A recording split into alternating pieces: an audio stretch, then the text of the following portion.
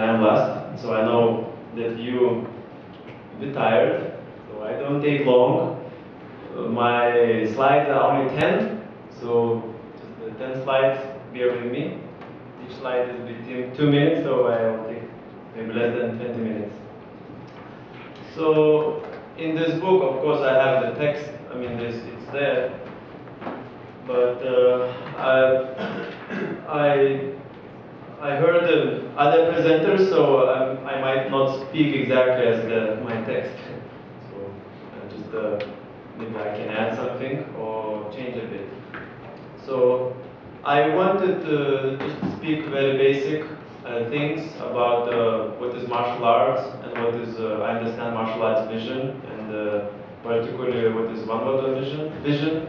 Actually, I also Tongil black belt, but also a MAFWP instructor.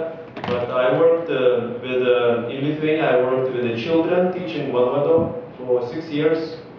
And 3 years I was a professional, means I support my family through MAFWP. So I want to say a bit about my background. So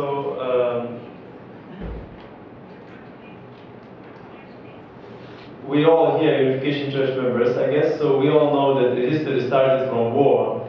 And the conflict is first appeared through our mind and body struggle. So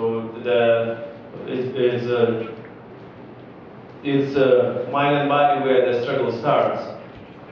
So this struggle, of course, multiplies and goes to all the different levels up to the world level. And where to stop this struggle, it's our mind and body, where it started first. So it's a story about Adam and Eve and Cain and Abel. I don't have to explain. This is a theological seminar, so we must be familiar. And I took one very famous example just to tell what is martial arts about. You all know Shaolin Temple, and I'm a fan of it. I have like 20 movies at home, and I watch often, so I know a lot about Shaolin Temple. So, martial arts, actually, if we think about martial is a war or fighting, but why is arts? So arts usually deal with beauty, It's about inner peace and joy and beauty and some kind of state of mind where you can really feel, at peace. So Shaolin Temple has a long history.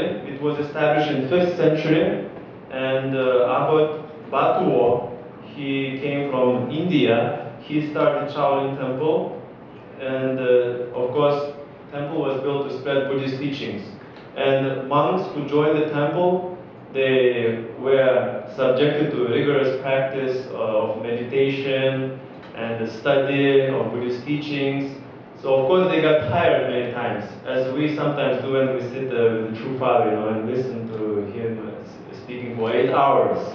So that kind of, training they went through, and in order to keep them healthy, some kind of gymnastics and exercise were introduced in this temple. And also I researched a bit about the temple, also for already a few years ago.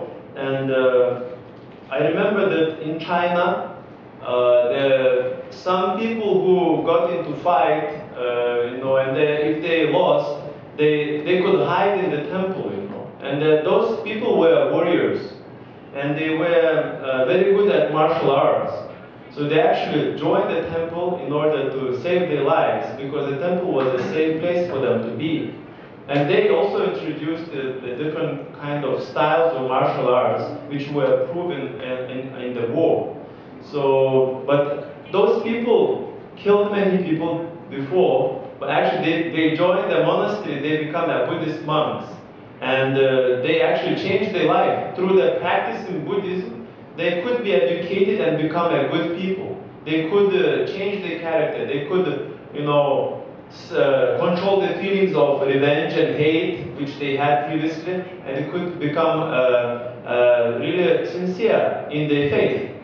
So, and those people was actually very good. They kind of secular people who came into temple and joined because they could also be fundraisers for the temple. You know, they go out and collect the donations, and if someone attacked, they could protect themselves. And this is give and take between temple and the outside world was very, I think, very good thing that Shaolin Temple had. And there were times when the Shaolin Temple was destroyed completely.